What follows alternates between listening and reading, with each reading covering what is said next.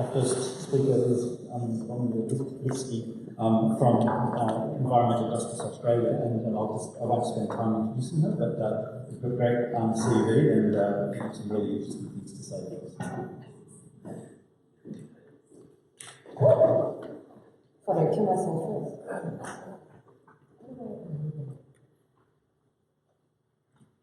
Hello. So yes, I am Bronya Lipski. I am a lawyer at Environmental Justice Australia. For folks who are unaware of who we are a legal practice full of public interest environmental lawyers. We work across several different spaces at a state and at a national level, from fighting logging, old growth logging and logging generally in Victoria through to climate change mitigation, through to the work that I do around pollution from coal-fired power stations predominantly. I guess just to, as part of the bushfire crisis, we haven't just had the impacts on humans, we of course have had the impacts on our biodiversity and those areas of Victoria that have not been logged, as well as New South Wales. I'd like to acknowledge my colleagues who have just won an injunction to stop big forests from logging in coops where a whole lot of threatened species would have fled to after their homes were literally burnt down. It's really work. So I work predominantly in litigation and law reform around pollution from coal-fired power stations, as I said. So I don't work on greenhouse gas emissions. I work on basically all the other types of toxic pollutions that is generated from burning coal. And as we've heard this evening, there are those of us who are disproportionately impacted not just by climate change, but also by environmental injustice. The impacts of the type of disaster that we saw this summer during the bushfire increases the pollution burden in some areas of Australia, including the Latrobe Valley, which is what I will be speaking of this evening. I do a lot of work in the Latrobe Valley. For those who are unaware, and most people are, that's where Victoria still continues to get the majority of its electricity, including the majority of electricity in the room here this evening. So on a professional level, I do a lot of work there, working with the community, but on a personal level, it's also my home. It's where I'm from, and so this directly impacts not just myself and the types of things that I was exposed to when I was growing up, but also my family who continues to live there. So from the perspective of my work, one of the key things to keep in mind as we respond to climate change is that our current laws are not working to protect us, especially those of us who are disproportionately bearing that pollution burden already. Achieving environmental justice encompasses a variety of areas, including those that bear that pollution burden, that they should have that burden reduced as much as possible. So as I said, I will speak about the Latrobe Valley this evening. The Latrobe Valley is a frontline transition community, and I think and hopefully there are some interesting questions around transition later on during the panel session. And the challenges that are facing the Latrobe Valley community are very complicated and multifaceted, and it includes the statistically lower rates of health and wellbeing compared to the rest of the state. Power generated by combusting coal doesn't just produce greenhouse gas pollution and contribute to climate change, it also produces significant amounts of air pollution and toxic post-combustion waste materials, the laws for which are not adequate to protect either our environment or human health.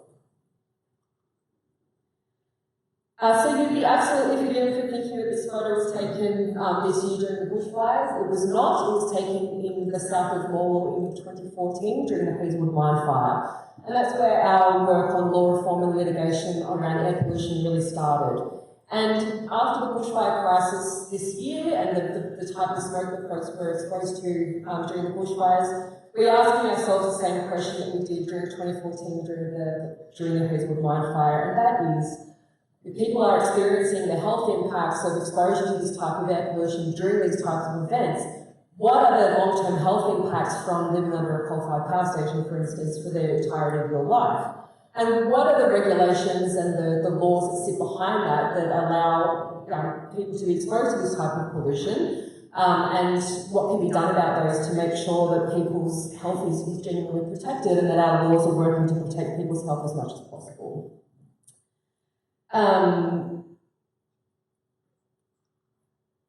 Again, you'd be forgiven for thinking that this was taken this year. This is not. So this is the Latrobe Valley. Do most people know where it is?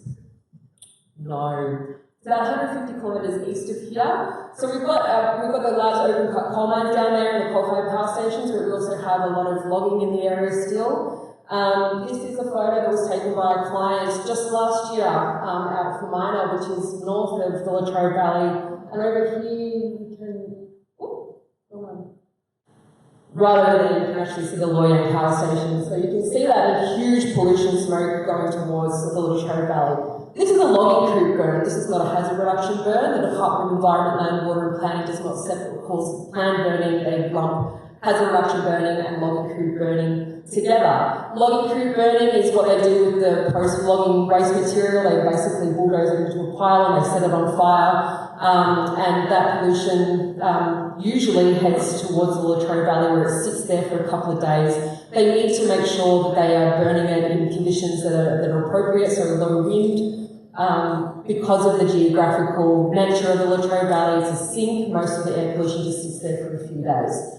And so several times a year, usually in autumn and then later on in spring, when they have these logging creep burns after harvesting, the Latrobe Valley does suffer from the impacts of this air pollution for quite a few days at levels that are comparable to what we saw during the bushfire crisis of this year. So it is actually a regular occurrence in this type of, in the Latrobe Valley and other parts of Victoria where you do see that those logging creep burns happening. This is actually a source of industrial pollution. It's the type of thing that can actually be regulated and licensed by our Environment Protection Authority and by the Department of Environment, Land, Water and Planning. But they do not do that, despite our advocacy and community advocacy to attempt to change the law around this. The EPA has said to us that it has no intention of regulating this type of air pollution as an industrial source of pollution, despite the fact that there are other ways that we can go about reducing the type of air pollution that comes from this, if not eradicating it entirely, because there are other ways to deal with post-harvest waste material generated by the logging industry. Coal-fired power stations, someone had a question earlier around the type of air pollution, the difference between air pollution generated by bushfires and by coal-fired power stations. Both of them do generate a lot of PM2.5, that stuff that made our air quality very hazardous earlier this year.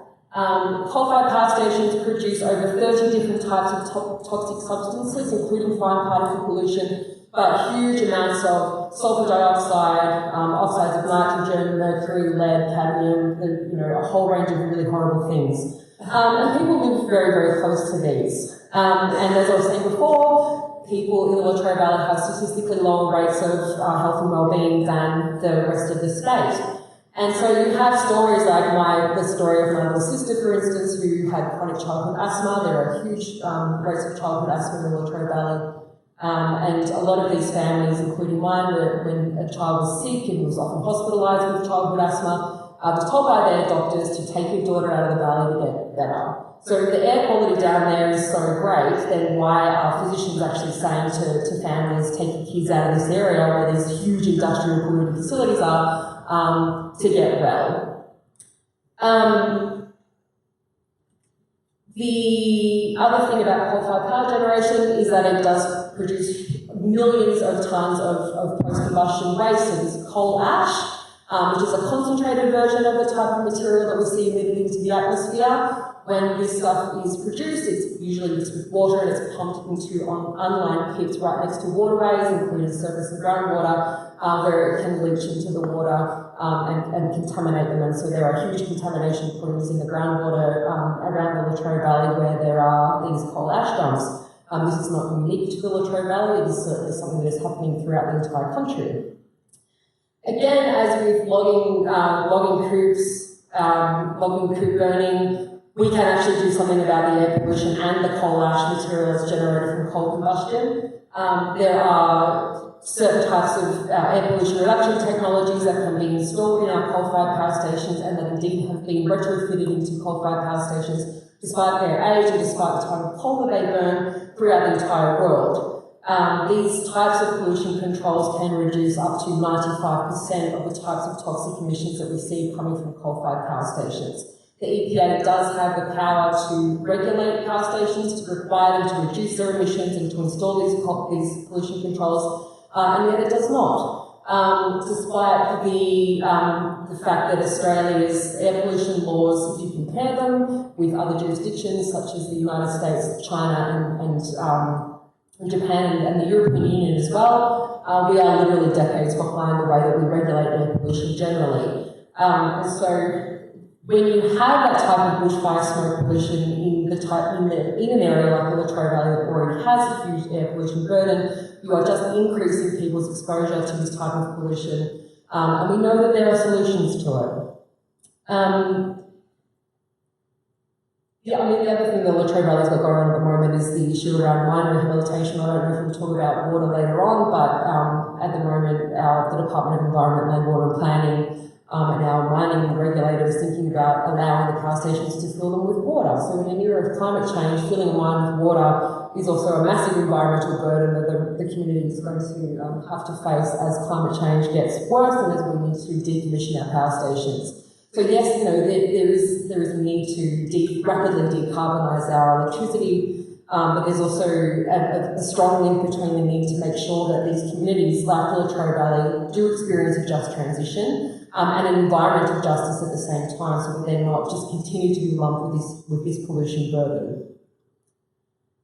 So that's a picture of Loyang Power Station with a very well placed smoking sign. Part of the thing that I do in my job all the time is to try to ensure that the regulations and the laws that sit behind the combustion of coal or the emission of pollutants into our atmosphere or into our waterways or onto our land are regulated as strictly as what we're often told on how we should manage our own behaviour. So on the one hand, we can be told, you shouldn't smoke, or you should eat better, or you should have an asthma plan, or you should not go for a run because it's too smoky outside. It's not necessarily, yes, of course it's important for us to take that individual action to protect ourselves, but we're actually not the problem in a lot of ways. The problem is the power stations that can get away with producing this type of pollution in the first instance, knowing full well that there are laws that we can implement and ways that we can change licence conditions, for instance, to make sure that is mitigated as much as possible. Around 4,800 people die prematurely each year from exposure to air pollution, which is nearly 3 times the national road toll. When we think about the amount of resources that go into attempting to mitigate the road toll, we need to really question why it is that we're not attempting to change the laws and the regulations around how we go about mitigating people's exposure to air pollution and what can be done about it.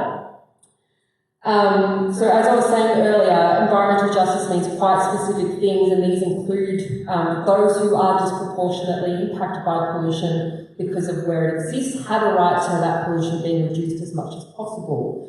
We might not be able to reduce people's exposure to bushfire smoke as these types of things happen, but we can absolutely do something right now to mitigate people's exposure to pre-existing sources of anthropogenically produced air pollution. The least that our governments and our environment protection agencies can do is to utilise the powers that are available to them to reduce the environmental injustices suffered by communities like the Latrobe Valley as much as possible. And our laws need to be improved and acted on to ensure that community health is protected now, let alone when climate change makes our environmental pollution worse. Thank you.